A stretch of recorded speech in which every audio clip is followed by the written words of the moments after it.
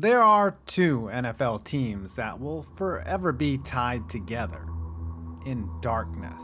Roughly 650 miles separate Houston and Nashville, the home of two fan bases that will forever be interconnected through a highway of pain. Though miles apart, they share an agony unmatched by any other franchises. This is the sad story of those teams and those fans.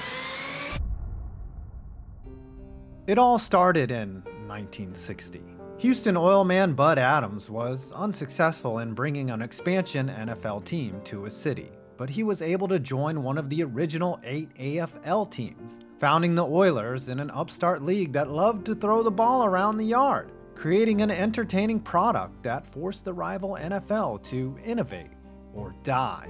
The Oilers were an immediate hit, winning a pair of back-to-back AFL championships in 1960 and 1961, thanks to the leadership of future Hall of Fame quarterback George Blanda. When the AFL and NFL merged in 1970, the once proud Oilers had appeared to have lost their way. But in 1975, a cowboy by the name of Bum Phillips blew into town and created a culture that permeated not just his team, but the city. The Houston Astrodome was home to the Love Ya Blue Oilers, and fans adopted Phillips' cowboy boots, outrageous coats, and 10-gallon hats. The team was getting better for the first time in a decade. Houston's energy-based economy began to boom, and the optimism was abound in southeast Texas, creating a groundswell of civic pride amongst native Houstonians and transplants alike.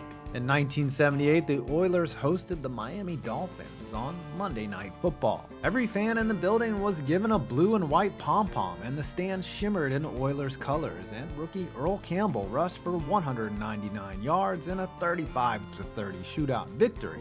The vibes were, as they say, immaculate. The city had a team to get behind, and even as an underdog in the AFC, they looked ready to make a Super Bowl run in 1979. And they might have, if not for one infamous play.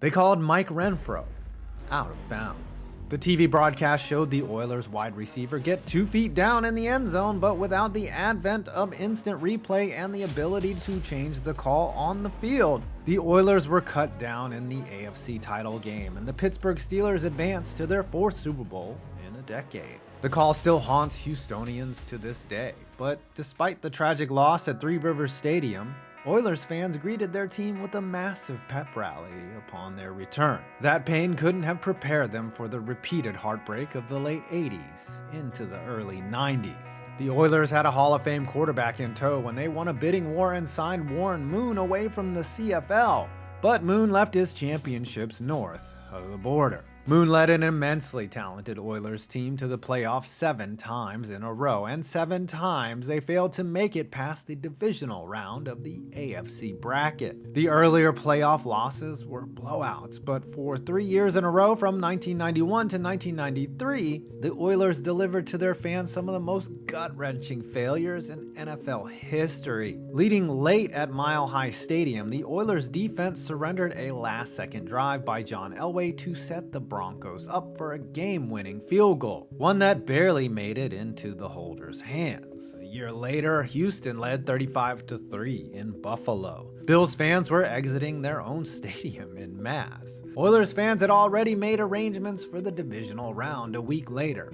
I think you know what happened next. The pain of the most humiliating loss in NFL history drove some Oilers fans to invent conspiracy theories, one of them involving a plot by the Oilers defense to throw the game at half to make unpopular defensive coordinator Jim Eddy look bad. What the? Heartbreak aside, the team would begin to suffer insurmountable consequences. But Adams couldn't fund a new stadium to replace the Astrodome. That snag, coupled with the tumultuous 1993 season that included the benching of Warren Moon, a 1-4 start, and the death of a player, meant that the Oilers would be seeking a new home. And it wouldn't be in Southeast Texas. The move to Nashville was announced prior to the 1996 season, and as a result, fans began to completely lose interest. At the same time that the Oilers were beginning to fall apart in Houston, the Rockets of the NBA were achieving unparalleled success. Well, if you don't count the Bulls. With legendary forward Hakeem Olajuwon controlling the paint, the Rockets won back-to-back titles in '94 and '95, wrestling the hearts and minds of Houston sports fans away from their once beloved football team. Though new head coach Jeff Fisher and second-year quarterback Steve McNair had the Oilers at 500, just 15,000 fans attended the Oilers' last game in Houston, if that. The fans who had once treated their team to pep rallies after losses were now absent altogether.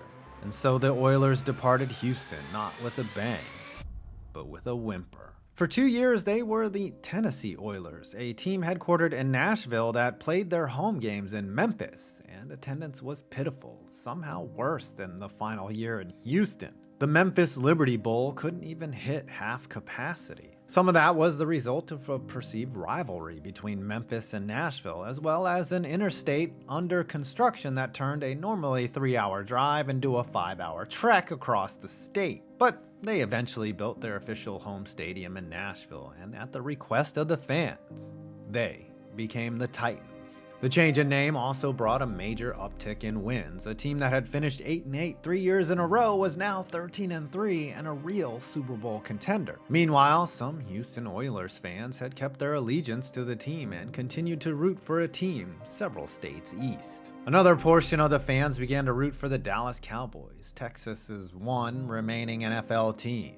Some gave up football altogether. It seemed as though the Titans were here to erase the sins of the past. In January of 2000, the team hosted Buffalo in a wildcard rematch of the '92 comeback, and in dramatic and somewhat controversial fashion, ousted the Bills in what came to be known as the Music City Miracle. 2 weeks later, they accomplished something the Oilers couldn't do in 37 years. They made it to the Super Bowl. After erasing a 2-touchdown deficit, the St. Louis Rams, another relocated team, scored on an amazing catch and run by Ike Bruce, setting up the stage for the late Steve McNair to send the game into the first overtime in Super Bowl history. It was then that Titans fans felt the same pain as their forefathers. On the game's final play, Kevin Dyson was wrapped up short of the goal line, 1 yard short. Tennessee hasn't been to the Super Bowl since. In fact, they've qualified for the playoffs 9 times since Super Bowl 34 and were sent packing after the first round on 5 of those occasions. 3 times the Titans have earned the top seed in the AFC, and 3 times they've been eliminated in the divisional round. That's a whole lot of setting up your fans for a major letdown.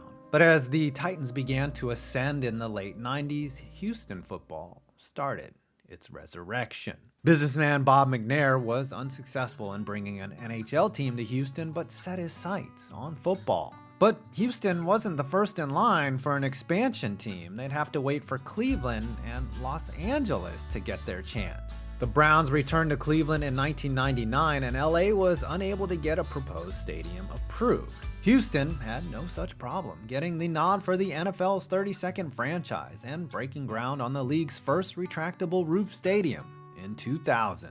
Honestly, where do we start? Maybe with the playoff history, though brief that it is. Remember, of course, it took them a decade to even make the playoffs. The Texans have never really won anything of note in the postseason other than taking down Andy Dalton's Cincinnati Bengals in back-to-back seasons in 2011 and 2012. In 11, they were a real threat, but lost quarterback Matt Schaub, he used to be really good before becoming addicted to pick sixes, and backup Matt Leinart, meaning they had to enter the playoffs with rookie QB TJ Yates of hell under center. Houston lost a pair of games in New England in the divisional round, once with Schaub and another time with Brock Osweiler, a quarterback they signed without ever having even looking at film of him. And let me tell you how that turned out. They traded him and picks to Cleveland just to take his shit contract off their hands. Houston has also suffered 2 embarrassing playoff losses to Kansas City, once getting blanked 30-0 with Brian Hoyer at QB, then dropping a 24-0 advantage in what felt like the blink of an eye at Arrowhead. That, of course, is to date the last time the Texans have even sniffed the playoffs. Immediately afterwards, Bill O'Brien traded star receiver DeAndre DeAndre Hopkins for pennies on the dollar and magic beans. A season later, Deshaun Watson wanted out and eventually got his wish after a litany of misconduct allegations. At least they got a damn good return, but Watson was supposed to be an elite-level franchise changer for a decade and a half in Houston. The Texans have fallen on hard times, and to be honest, the Titans seem destined for a tough stretch themselves. To this day, the Texans and the Titans wrestle over who has rights to the old Oilers uniforms, logos, and imagery, with the nod typically going to Tennessee, who has sported the old baby blues on multiple occasions. It creates a strange dichotomy. Some Houston Texans fans will still rock throwback Oilers jerseys to root for Houston, essentially wearing the jersey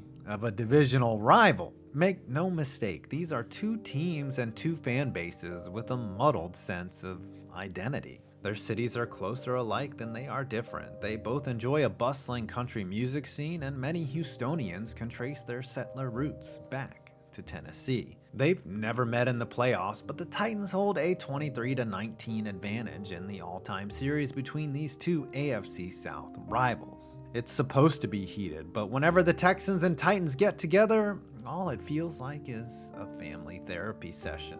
Two teams forever connected by geography and a mutual legacy of pain. Run for 2 touchdowns, thrown for 1 to me. Gonna go deep. Down the middle of the field.